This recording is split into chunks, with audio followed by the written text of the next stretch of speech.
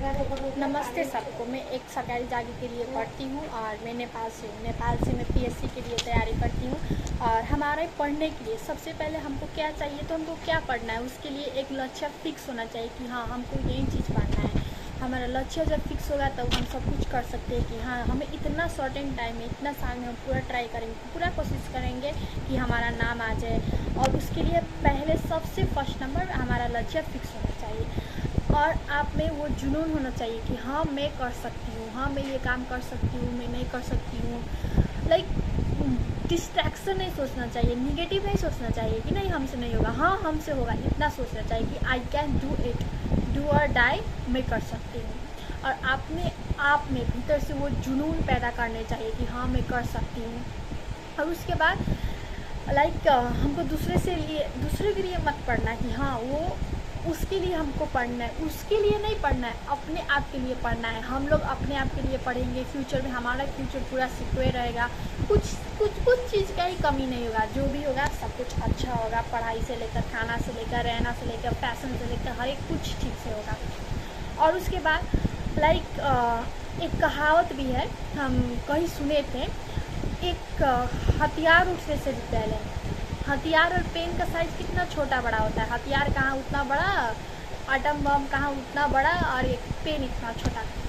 वो atom bomb कहीं पे गिराने के लिए या तोप चलाने के लिए पहले एक पेन उठता है, पहला एक पेन का पावर चलता है, उसके बाद एक हथियार चलता है।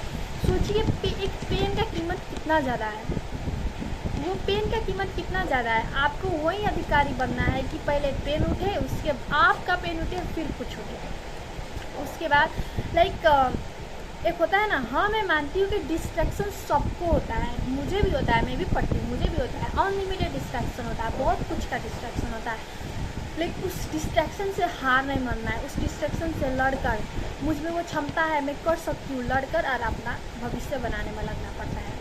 पर वो डिस्ट्रैक्शन से लड़ना और उससे उठकर अपना सपनों को और हमें जाना पड़ता है। और हमारे लिए एक होता है ना, जो सब लोग हमारे फैमिली मंदिर जाते हैं तो हमारे पेरेंट्स भी भगवान के सामने प्रे करते हैं कि हाँ इस बार इसका नाम आ जाए। हमारे साथ होता है, हम जाते हैं एग्ज़ाम देने तो हमारा पापा प्रे करते हैं कि हाँ इस बार इसका नाम आ जाए। तो वो प्रे हार नहीं देना चाहिए हम लोग को, वो प्रे को हम लोग को ना लाना चाहिए कि हाँ ये प्रे मेरे डैडी ने किए थे और वो हम पूरा कर दिए। और आप लोग को लगता होगा कि ये प्रे से कहीं नाम आता है, नहीं, सही बोले, प्रे से नाम नहीं आता है। लेकिन क्या है ना, 95% हमारा मेहनत होना चाहिए, उसमें 95% मेहनत होना चाहिए, टोटली 95%। और 5 जो बाकी का 5% है, 5% के बाद वो हमारा लॉक, और वो आप बोल सकते हैं हमारे पेरेंट्स के प्रे होना चाहिए। और पूरा इतना मन लगा कर पढ़िएगा कि कोई भी डिस्ट्रैक्शन, कोई भी निगेटिविटी आपको पीछे नहीं डाले। अगर हम आज सक्सेस हो जा रहे हैं तो फ्यूचर बहुत सिक्योर होगा, बहुत। रील्स देखकर टाइम वेस्ट मत कीजिएगा, देखना ही तो कुछ अच्छा चीज़ देखिएगा, आपको उससे मोटिवेशन मिले। मूवी देखनी है, मोटिवेशनल मूवी देखिएगा, जो भी देखना है आपको अंदर से मोटिवेट करे, आपका इमोशंस बिल्ड करे, ऐसा कुछ देखिएगा। रील्स देखना है, मोटिवेशनल वाला रील्स देखिए। जो भी टीचर का, जिसका भी, जो भी स्टूडेंट है जो वीडियो बनाता है मोटिवेशनल वीडियो, उसका वीडियो देखिए। आप लोग को अननेसेसरी रील्स देखकर कुछ नहीं मिलेगा, just it's a time pass. और डिस्ट्रैक्शन भी होगा, और एक रील्स स्क्रॉल करेंगे, 50 रील्स देखेंगे और उसके बाद ख़त्म, नो पढ़ाई। इसलिए पहले पढ़ाई, उसके बाद मौज मस्ती। और इतना कहकर मैं अपने 2 शब्द में ख़त्म करती हूँ। और यही मैं कहना चाहती हूँ कि नींद से उठिए, लड़िए और अपने सपनों के सामने भागिए। धन्यवाद।